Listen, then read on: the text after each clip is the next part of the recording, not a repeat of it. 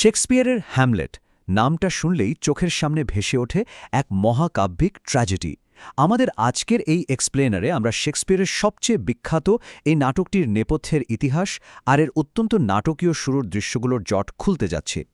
এই ক্লাসিক গল্পটা শত শত বছর ধরে মানুষকে মন্ত্রমুগ্ধ করে রেখেছে ঠিকই, কিন্তু এর পেছনের গল্পটাও একেবারে কম রোমাঞ্চকর নয়। শুরুতেই একটা প্রচলিত ভুল ধারণা ভেঙে দেওয়া যাক। অনেকেই মনে করেন শেক্সপিয়ার হয়তো হ্যামলেটের একটা মাত্র মূল পাণ্ডুলিপি বা একদম নিখুঁত কোনো স্ক্রিপ্ট লিখেছিলেন, কিন্তু বাস্তবে বিষয়টা একটা বিশাল রহস্য। শেক্সপিয়ারের নাটকগুলো আজকের দিনের উপন্যাসের মতো কোনো একক বা চূড়ান্ত বই হিসেবে কখনোই প্রকাশিত হয়নি। আর ঠিক এই জায়গাতেই আমাদের আজকের আলোচনার মূল ভিত্তি হিসেবে কাজ করছে ফোলজার শেক্সপিয়ার লাইব্রেরি সংস্করণ।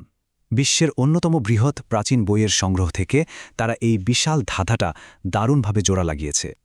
একবিংশ শতাব্দীর আধুনিক গবেষণাকে কাজে লাগিয়ে এই মাস্টারপিসটিকে তারা আমাদের সামনে অত্যন্ত বিশ্বস্ততার সাথে তুলে এনেছে। আসল বিষয়টা হল, এই নাটকগুলো মূলত কোয়ার্টো এবং ১৬২৩ সালে প্রকাশিত ফার্স্ট ফোলিও নামের বেশ কয়েকটা ভিন্ন ভিন্ন ভার্সনে আমাদের হাতে এসে পৌঁছেছে। এর ফলে আধুনিক সম্পাদকদের প্রতিটি লাইনের জন্য, এমনকি প্রতিটি শব্দের জন্য হাজার হাজার সিদ্ধান্ত নিতে হয়েছে। এটা যেন ইতিহাসের হারিয়ে যাওয়া অসংখ্য টুকরো একসাথে মিলিয়ে একটা পূর্ণাঙ্গ ছবি তৈরি করার মতো জটিল একটা কাজ। সবচেয়ে আশ্চর্যের বিষয় হল পুরনো সেন্সর করা সংস্করণ আর আমাদের আধুনিক ফোলচা টেক্সটের আকাশ পাতাল পার্থক্য। ঊনবিংশ শতাব্দীর মবি টেক্সটের মতো পুরনো সংস্করণগুলোর দিকে তাকালে দেখা যায় তৎকালীন রুচি অনুযায়ী নারী চরিত্রদের কোনো সংলাপ অশোভন মনে হলে তা সরাসরি কেটে বাদ দেওয়া হতো বা অন্য পুরুষ চরিত্রকে দিয়ে দেওয়া হতো। ভাবা যায়? তবে আধুনিক ফোলচার সম্পাদনায় আমরা সেই স্বচ্ছতা পাই যা শেক্সপিয়ারের মূল ভাবমূর্তিকে একদম অক্ষুণ্ণ রাখে। এবার আসা যাক মূল কথায়, পর্দা ওঠার আগের ট্র্যাজেডি। নাটক শুরু হওয়ার আগে থেকেই ডেনমার্কের রাজনৈতিক পরিস্থিতি রীতিমতো টকবক করে ফুটছে। ১৭ শতকের মুদ্রণ ব্যবস্থার সেই অগোছালো আর আগাছায় ভরা বাগানের মতোই এখানকার অবস্থাও অবিশ্বাস্য রকম জটিল। কয়েক মাস আগেই রাজা হ্যামলেট হঠাৎ করে মারা গেছেন, আর তার মাত্র ১ মাসের মধ্যেই রানী গ্যাট্রুড মৃত রাজার ভাই ক্লডিয়াসকে তড়িঘড়ি করে বিয়ে করে ফেলেছেন। আর ঠিক এর মধ্যেই মাঝরাতে মৃত রাজার চেহারায় এক আত্মা প্রহরীদের ভয় দেখাতে শুরু করেছে। এই পুরো ঘটনা প্রবাহ এক তীব্র নাটকীয় উত্তেজনার জন্ম দেয়। মাঝরাতের প্রেতাত্মা।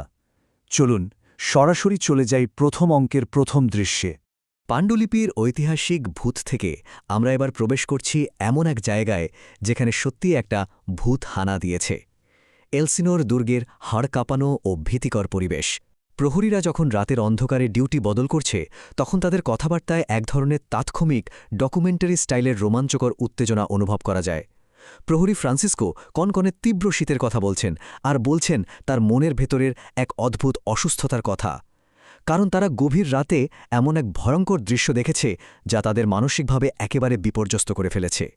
মৃত রাজার চেহারায় ওই আত্মাকে হঠাৎ আবার ফিরে আসতে দেখে প্রহরীদের সমস্ত অবিশ্বাস মুহূর্তে ভেঙে চুরমার হয়ে যায়।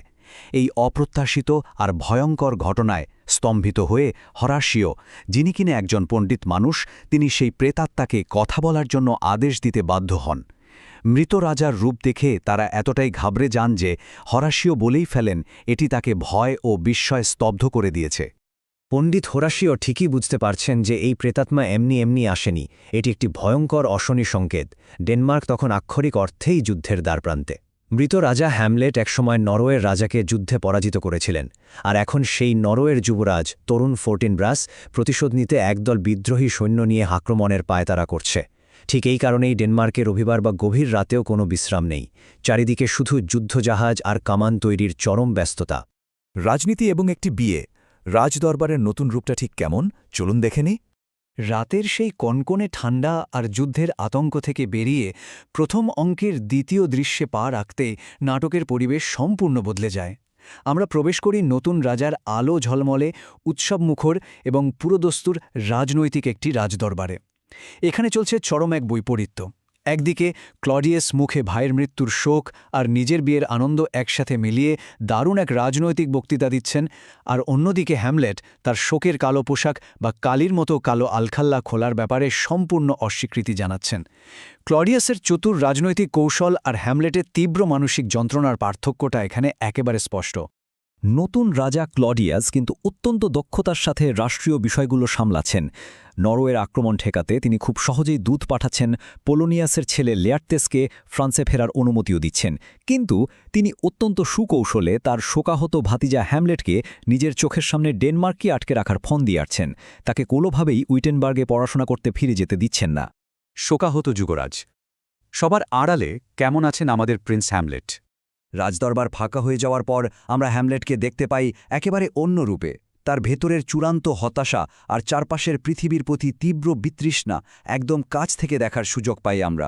শেক্সপিয়ারের শক্তিশালী ভাষায় এখানে আসল ম্যাজিকটা দেখায়। হ্যামলেট এতটাই হতাশ যে তিনি চাইছেন তার এই কলুষিত শরীর যেন গলে গিয়ে শিশির বিন্দুতে পরিণত হতে পারত।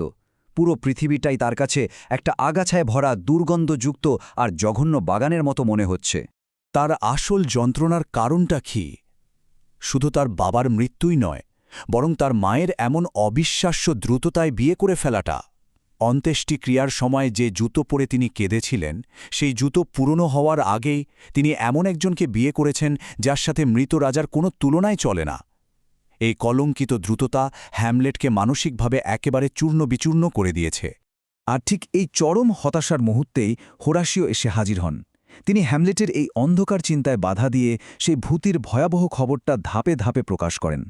হোরাসিও বর্ণনা করেন কিভাবে গত রাতে হ্যামলেটের বাবার মতো দেখতে সেই বর্ম পরিহিত আত্মাকে প্রহরীদের সামনে দিয়ে মার্চ করে যেতে দেখেছেন।